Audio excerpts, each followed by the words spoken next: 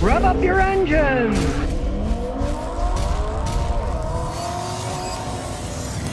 Well, GM certainly have had a lot of failures in 2024. Here's some of the big ones. Numero uno, they lost billions on Cruze. They decided we're going to shut down Cruze. We can't make self-driving cars that work right and make any money, and that cost them a few billion. Then the other thing they did was they didn't handle their job cut that great. They fired 1,000 employees, right? And they did it with emails 5 o'clock in the morning on Friday. I'd like to get a Friday ready for work. Sorry, you're fired. Get out of here. They didn't have the brass balls to actually confront the people, send them an email. Don't bother showing up for work. You're fired.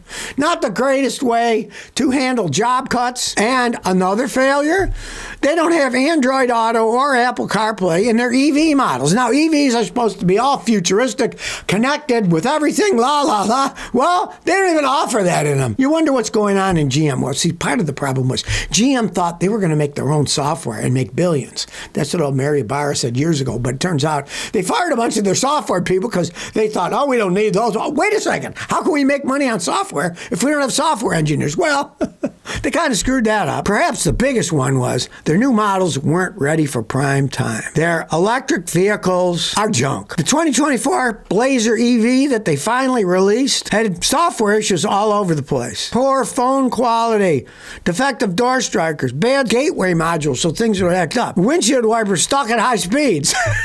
But of course, the worst one is they had to recall the Blazer EVs and Equinox EVs where the front electric drive unit has to be replaced entirely because they didn't make them right. Some of the bolts are too long, so they have to replace the EV drive unit. It'd be like you buy a new car. Well, you just bought that new car, but we got to put a brand new motor in it because we kind of screwed up with the one that we put in the first place. So if anybody's leading the pack for making mistakes, it's got to be GM. Well, here's something you don't see every day. Stellantis issued 5 recalls in a single day for various things. They recalled 80,000 Jeeps and Rams, a bunch of pickup trucks because the headlights don't work. But here's the hilarious one. They recalled Alfa Romeo Giulia and Stelvio from 2019 and 2020 models. If you own one of those, I feel sorry for you anyways. But get this. There can be a loose input rod on the brake system, which could cause a complete separation of braking components. Then the only way to stop would be using the electronic parking brake switch, which doesn't do much. So you pretty much get an entire brake system failure because the Italians couldn't put bolts together correctly. This is what I tell people. Please, if you value your money, and in this case, value your life, having a car that the brake system might just fall off while you're trying to stop, don't buy Italian especially. Do not buy Alfa Romeo. They're terrible vehicles. Oh, they look beautiful. Oh, yeah, put them in your backyard for a bird feeder, but don't drive them down the road.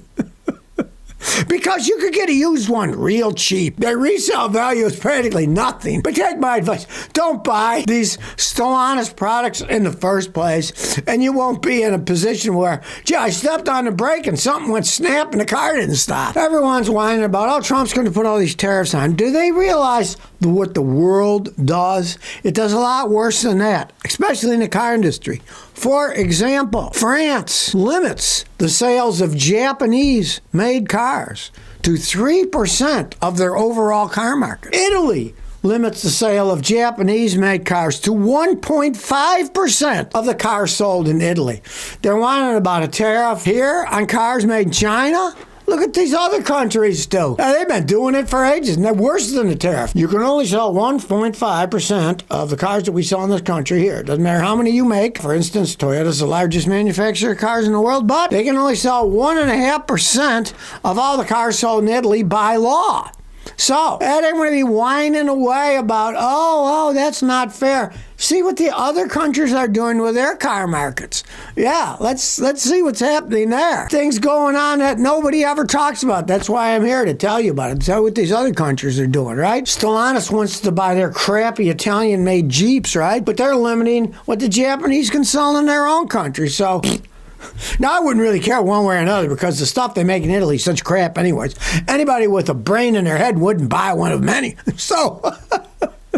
Now, here's something that happened to a guy you certainly don't want it to happen to you. He says, quote, I'm trapped with my in-laws at a West Virginia farm because my Cybertruck is going to take 6 days to charge enough to make it to the next supercharge. He made it to the in-laws' house, to their ranch, right? And his father had set up one of these 220-volt chargers, level 2. Now, the superchargers are, they're really high level, and they can charge real fast, but even with one of those, it's going to take somewhat while. But turns out the plug wouldn't fit. The Tesla plug wouldn't go in it. He had to plug it in at 110-volt charging, which would take 6 days to give him enough mileage to get to the nearest supercharging station for his Cybertruck. Realized it's West Virginia. It's not totally urban, so there's not that many superchargers. And when he used the 110-volt charger, he only got between 1 to 2 miles per hour of charging. So, if he's going hundreds of miles, it's going to take him hundreds of hours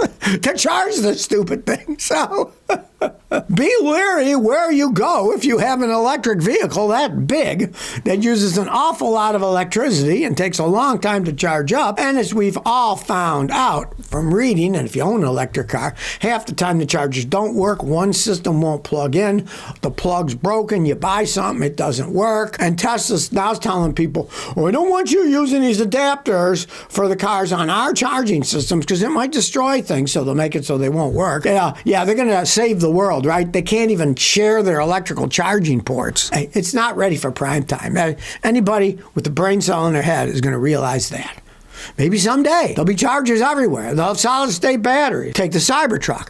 Guy just emailed me from Montreal, and he said he had his Cybertruck parked outside, not charging up, and when he got up in the morning, it had lost 18% of its charge just sitting there because it's got to heat itself up, or the battery will freeze because they're still liquid electrolyte batteries. That's why these solid-state batteries, if they ever make them, it's a game changer because they won't freeze like the liquid and then crack the battery. But nobody's built one for cars yet. They keep promising, just like flying cars. Oh, yeah, we're going to have flying cars. They told me as a kid in the 60s, well, there aren't any flying cars around. If you're smart, don't buy a battery electric car until things radically change. Well, here we go again. They keep telling us solid-state batteries on the way. Hyundai now says their solid-state EV batteries are on the verge of a major milestone. Okay? They say they're going to start producing solid-state electric batteries, right? They put $7.3 billion into developing this electric technology, and now they say Hyundai's planning to begin electric vehicle testing with all solid-state batteries by 2025. Okay?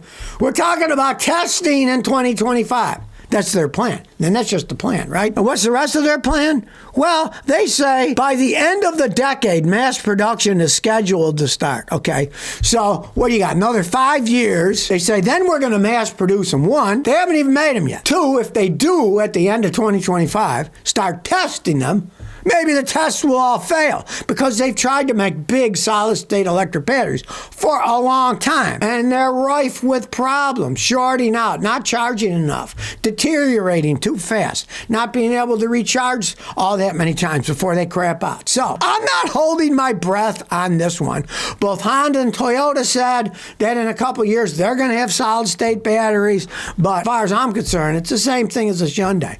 Maybe they'll have them and they'll begin testing them, but by the time they get them tested, if they actually do work, if it's 2030 and they start mass producing them, my philosophy would be, okay, now they're mass producing them 2030. I would wait another 5 years to see, do these things hold up? Do they break? Or do they actually work right? Because, hey, technology is often promising things that it never fulfills. Jake Zake says, I just turned 50 and I'm looking to purchase my Take It to the Grave SUV. What would you recommend? I want it to last 30 years and maintenance costs are minimal, given that I will no longer have an income once I retire. Thanks. Okay. Get yourself a Toyota 4Runner. Now, unfortunately, you can't buy a brand new one this coming year because those are all going to be turbo 4-cylinders from what I read. Non-turbo V6s. Those 4Runners can last forever. Now, I had one over here the other day I was filming. They actually made a few V8 Toyota 4Runners. Oh, man, those things were sweet. I mean, if you really could find one with low mileage, get that. That'll last forever, too.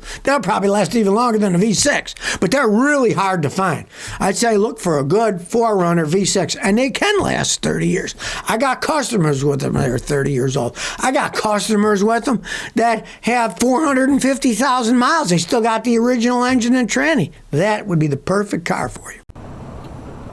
So if you never want to miss another one of my new car repair videos, remember to ring that bell.